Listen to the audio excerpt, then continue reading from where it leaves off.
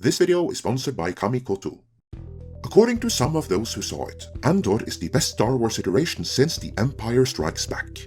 According to others who saw it, Andor is about as exhilarating and exciting as watching paint dry and grass grow.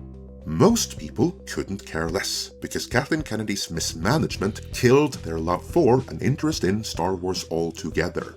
For the powers that be at Lucasfilm, this complete apathy could not have come at a worse time, because right now, Disney employees are bracing themselves for mass firings, and Lucasfilm staffers are by no means safe, and as such, desperation is setting in. In this video, we will explore the desperate measures Lucasfilm will go to in order to feign some kind of success, and why the measure pertaining to Andor is doomed to fail. So much so that it might even have been set up to fail.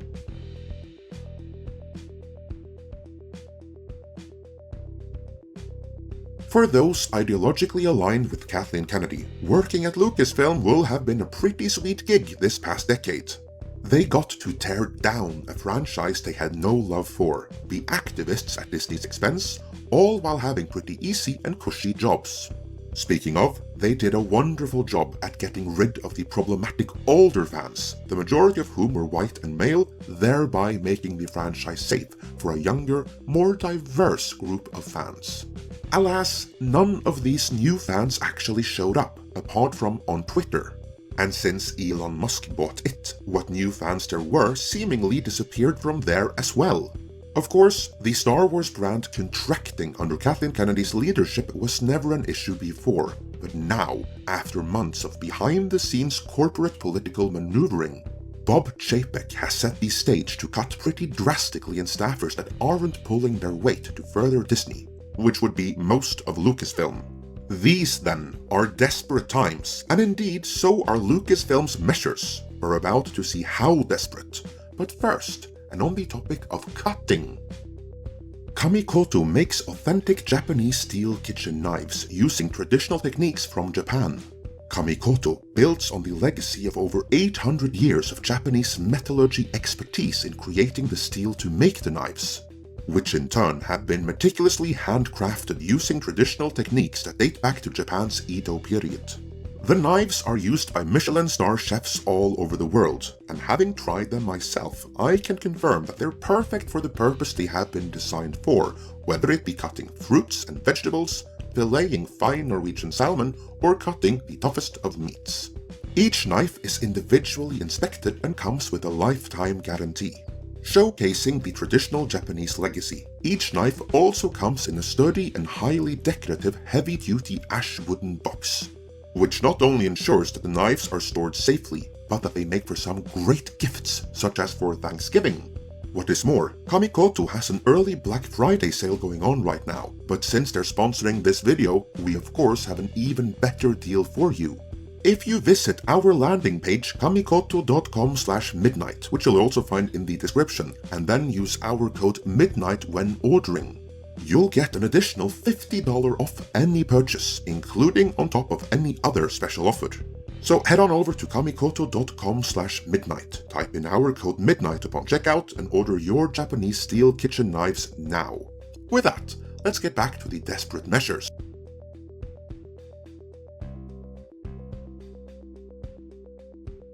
In order to avoid the chopping block, or at the very least, reduce the number of Lucasfilm staffers that will have to face that chopping block, it is necessary to feign some kind of success.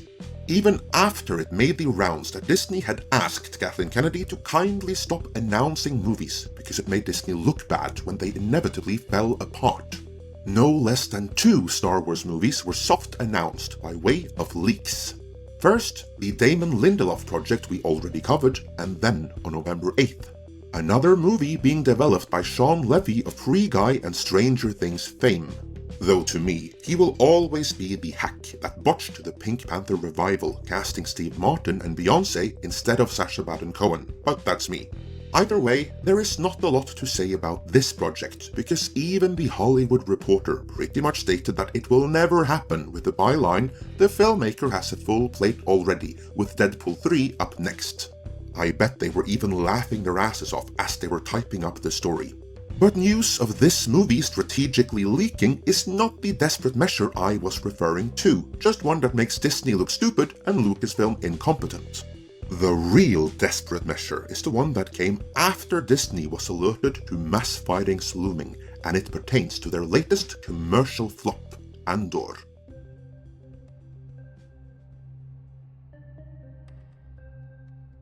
You'll note that I described Andor as a commercial flop, and that was no accident. I cannot speak to whether or not Andor is a creative success, because like most people, including most Star Wars fans, I have never seen Andor, and I never will, again like most people. Based on the Nielsen ratings though, we can ascertain that Andor is indeed a commercial flop. Its job is to increase the Disney Plus subscriber base, and it's clearly not doing that. That then is what sets up this desperate measure. Lucasfilm needs Andor to be a hit, but it isn't, so who is to blame? Lucasfilm for botching Star Wars, or the fact that it's on Disney Plus, and Disney Plus is a failing service where nothing can succeed? That could appear to be a strategy, because on November 14th, Disney announced that the 2 first episodes of Star Wars Andor would be broadcast on ABC, FX, Freeform, and Hulu between November 23rd and November 25th. That way, tons upon tons of viewers who don't have Disney Plus will be introduced to Andor. The ratings will be through the roof, and so many people will sign up for Disney Plus to see episode 3 and onwards that there's no way JPEG can fire anyone in Lucasfilm.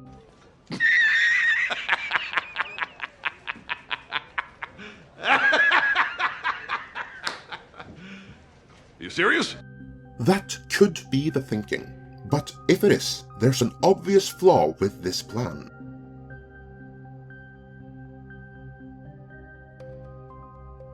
I anticipate this going no better than when the first season of Star Trek Discovery was broadcast on regular CBS. For those who need a reminder, Star Trek Discovery was the flagship show of the streaming service CBS All Access, but incredibly, Star Wars Discovery just didn't take off. Oh, there were a ton of articles proclaiming it to be a big success, but this did not translate into any new CBS All Access subscribers. Eventually, in a bid to push CBS All Access, and possibly to demonstrate that the show wasn't the problem, Season 1 was broadcast on regular CBS. To no one's surprise, it was a ratings disaster. While CBS All Access wasn't a very desirable service, which has since been shut down and rolled into Paramount Plus. Putting it on TV clearly demonstrated that Star Trek Discovery wasn't that desirable a series either. And if anything, Star Wars Andor is in an even worse position than Star Trek Discovery was.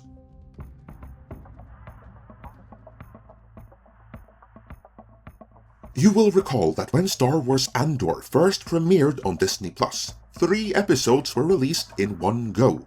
While this obviously would help spike the ratings, the bigger reason for releasing 3 episodes at once is that Season 1 of Andor is structured into 3-parters. From those who have actually seen it, I have gathered that the recurring formula for each 3-parter is as follows. In Part 1, the problem to be resolved is very slowly set up. In Part 2, the different factions very slowly question whether or not they can trust one another, and in Part 3, something happens to conclude the storyline. In other words, there's 2 episodes in which nothing happens, followed by a third in which something does. It has been opined to me that if Andor had released 1 or 2 episodes for its Disney Plus launch, it would have been even deader upon arrival than it turned out to be. Releasing 3 episodes was a must.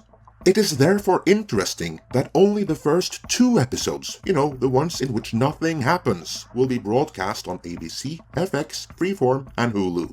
Given the damage that has already been done to the Star Wars brand, how many are going to tune in for Andor in the first place? How many of them are going to stay with it for the 2 episodes in which nothing happens? And how many of them, again, are going to be so engrossed that they instantly sign up to Disney Plus for more? I'm thinking not that many. Perhaps this isn't Kathleen Kennedy's doing after all. Perhaps the one behind this is someone who is eagerly anticipating Pixar's Strange Worlds to flop on the weekend of November 23rd, and who needs some data points to use against Lucasfilm in that time frame too. Because it isn't just Strange Worlds dropping on the weekend of November 23rd. That's when Star Wars Andor is being broadcast as well. Very interesting timing, don't you think? Next, we will take a deep dive into the Disney firings and Bob Chapek, and you don't want to miss that, so please subscribe to make sure you don't. For now, do you think putting Andor on TV will help Lucasfilm, or will it flop there too, leading to more Lucasfilm staffers getting fired? Let me know in the comments, and before you go, remember to head on over to kamikoto.com/midnight, type in our code MIDNIGHT upon checkout, and order your authentic Japanese steel kitchen knives now.